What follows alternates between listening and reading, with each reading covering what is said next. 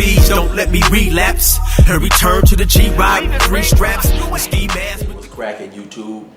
It's your boy 16 to life, and I'm back like I'm on a parole violation. Yard down! We get ready to kick off part 4 from coming home from a life sentence. I used to want a cell phone so bad in there, I would literally be having dreams of having a cell phone, you know. This is how much I wanted, you know, because cell phones was all over the place, and by that time, you know, motherfuckers had them like nothing. So, you know, I'd see dudes with them, and, you know, I had one of my buddies, he was outside walking around with his cell phone, you know. He had it in his jacket, you know, just walking around looking at shit. And they was everywhere, you know, they was everywhere. So, damn. You know, sometimes I, you know, every now and then I might go to one of my buddies who had one and hop on real fast, make a quick call or something like that, you know, but, so I just couldn't wait to get out and get me a cell phone, you know. Wow, that's crazy. Like that. See, stuff like that, people like myself, we take it for granted. You know what I mean? Like there's so many people that's probably never even had a cell phone in prison. That would, like lifers or someone on death row or something. You know what I mean? Like, Right. So it's like that's crazy to think that shit's really a whole other world. Do you ever, since you've been out, do you ever have like nightmares or dreams when you go to sleep that you're like still in there and you wake up like, yo? Oh wow, and it's a trip that you said that, because I have had a few dreams like that, you know, 3 or 4 times maybe, you know, I'm doing something, or, you know, and sometimes I'll dream that I have a cell phone and I get caught with it. You know, I go back to prison for having a cell phone, and there's times that, yeah, of course, you know, I'll dream that I'm back in prison. But I hurry up, wake myself up out that motherfucker. I say, I'm cool on this dream, and I wake up, you know, fuck this shit, you know. So yeah, it's a lot of times that stuff happens, you know. You start pinching yourself and shit. Yeah, I feel that.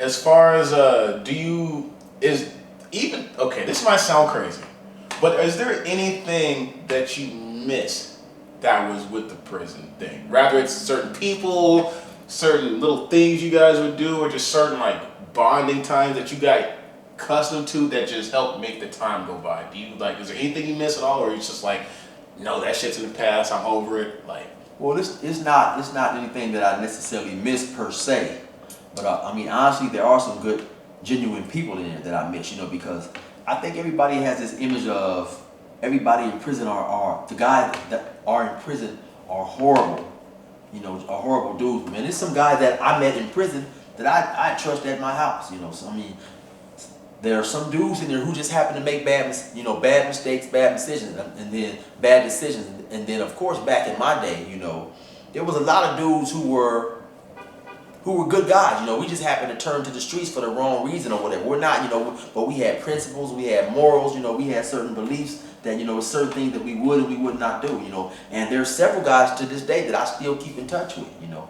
A few of them I've invited over my house, and so yeah, you know, I miss some of those relationships, because, like I say, when you're in prison, you know, when you're with a person every single day, or, you know, you form bonds and stuff, and then, you know, you might be locked up in this prison for 3 or 4 years, and then you transfer.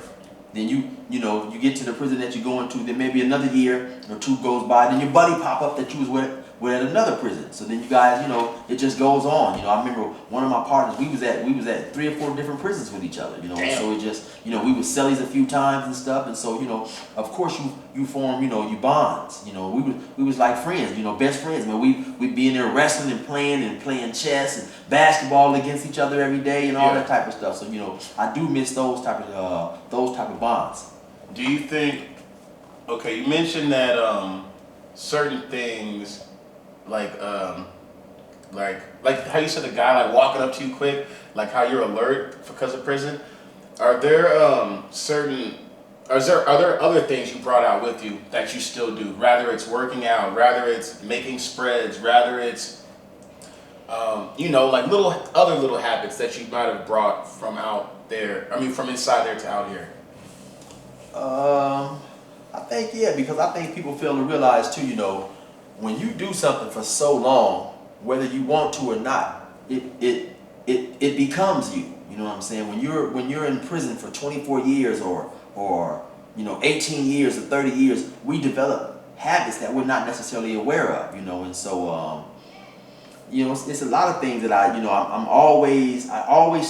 concerned as far as with my safety. Just I'm cognizant not to get too close to people. Sometimes when I walk past people, I have a habit of looking at their hands, to see make sure there's nothing in their hands, stuff like that. I still get up every morning and go exercise. Every morning I hop up and go jog about 2.5, 3 miles.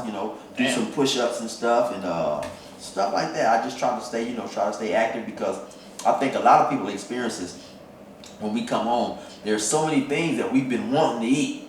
Dying. I'm writing down all type of shit I want to eat when I get out. Rice Krispies and Jolly Ranchers and a whole bunch of junk.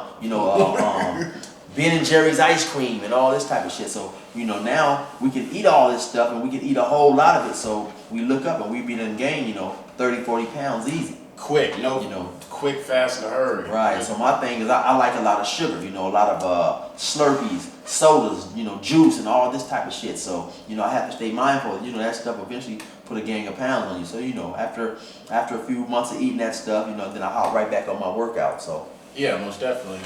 So that's dope. You stay active. You didn't get out and just get completely just comfortable in society and just lazy. Let me just chill and sleep in and not work out. Like, you still wake up and do all that stuff. And at 5, and you said 5 in the morning? Yeah, I hop up at 5 in the morning, and that's just like a habit. Even if I stay up to like about 1 or 2 in the morning, I still hop up at 5. I guess it's they say your body has a clock, and so I'm just used to getting up at that time, man. And I hop up, I go get my workout on, and then I start my day. Okay. Let me think. So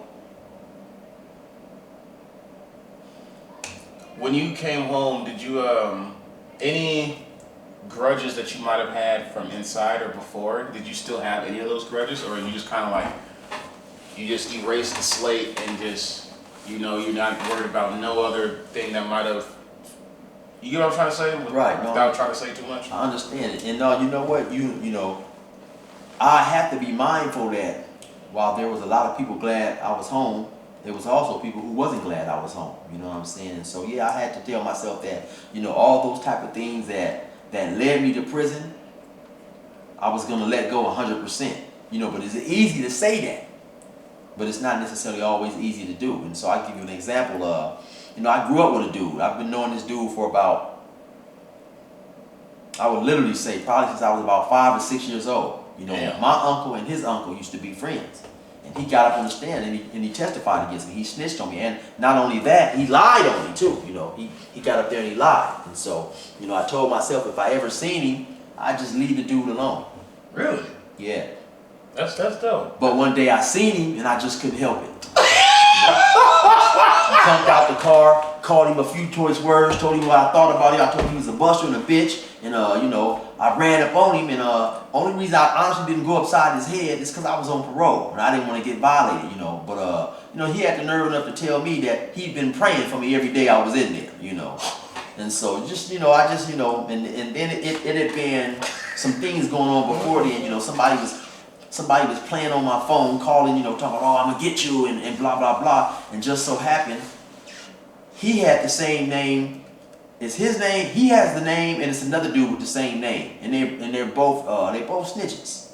And so, come to find out, I thought it was him playing on my phone, but it was another dude, another snitch with the same name. And so that also infuriated me. You know what I'm saying? But like I say, I didn't want to go back to prison.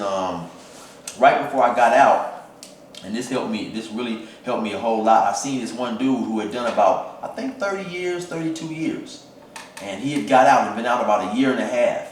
And then he committed a violent act, and he came back. And so when you come back with a life sentence. You have to go back and you have to go see the board. You have to go through that process all again. And I got a homeboy who got out, and he ended up going back. So when you go back, you have to go through that process all again and go see the board. And of course, the board is going to be like, well, we already let you out once. Why should we let you out again? And it's extremely hard to get back out. And the dude who I happened to see, this dude was miserable. He'd wake up every day. I didn't know who he was at first, but you could just see the anguish in his face, man. You see just the frustration and the pain, you know, in his face. So eventually me and him started talking. And, you know, he told me that he had, you know, he was a lifer. He had done, you know, about 30-something years, had got out and messed around and came back. And for me, that was extremely helpful in seeing that, you know, because I always keep that dude in the forefront of my mind, because I never wanna, you know, go through and experience what he experienced, having to come back. You know, can you imagine doing all that time and then you finally free? You know, you out, you working, you doing good, then you trip out one day and you find yourself right back in prison. You know, so Man, that was really helpful for me to see that. Oh my God, that'd be crazy. My homie actually today just turned himself in to do 21 days, and I can't imagine that. Let alone all them years, and then come out and you have to go back. Right. Oh my goodness. I know he. Ooh shit. Man, well, that's crazy.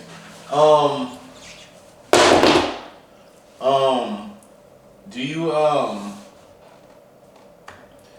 what is something that you've learned being out that you might not have learned being inside? Something that I learned being out. Yeah.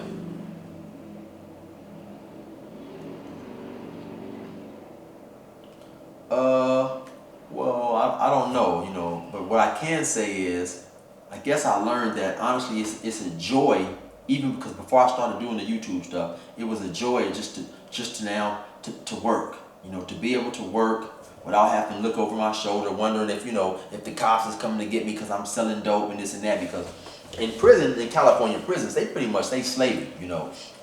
A lot of us that have jobs in there, 8 cents an hour. You know, 11 cents an hour, I think 20 cents an hour. If you're making like 32 cents an hour or 40 cents an hour in these California prisons, you're making a lot of money. So no one's making $1 an hour? Very few jobs. They have some jobs that's called PIA that are prison industry jobs, and you might be making license plates, the tags on the license plates, or maybe belts, this and that, or you know, and the people in there are dying to get those jobs, because you know you probably end up making, if like I say, if you're bringing home in prison